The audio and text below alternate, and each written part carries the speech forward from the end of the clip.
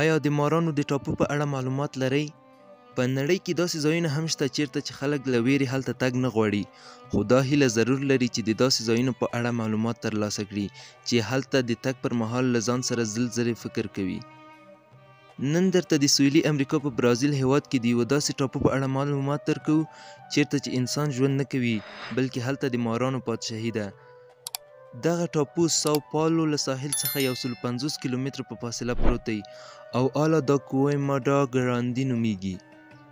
په برازیل کې دغه ټاپو د مارانو د ټاپو په نوم سره هم یادیږي او لامل یې دا دی چې په دې ټاپو کې په هر قدم کې زهرجن ماران ژوند کوي او د دې ځای د مارانو ځینې ډولونه په نوره نړۍ کې نشته او ویل کېږي چې په دې ټاپو کې په زرګونه ماران شتون لري.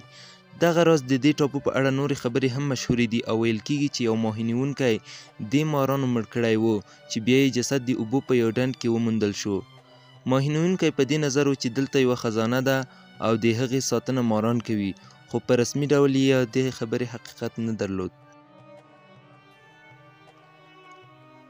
د برازیل حکومت د دې لپاره چې د انسانانو ژوند خوندي وي یاد ټاپو ته د عامو خلکو په تګ بندیز لګولی او هلته د تګ لپاره باید ځانګړې اجازتنامه ولري. ډیره مننه چې د دې ویډیو تر پای پورې مو زموږ ملتیا وکړه. که مو له داسې ډول ویډیوګانو سره مینه وي نو زموږ یوټیوب چینل در سره سبسکرایب کړئ، د زنګ بټنه فعاله کړئ ترڅو زموږ له نوې ویډیوګانو څخه خبر شئ. تر بلې ویډیو پورې ښې چارې او ښه ژوند.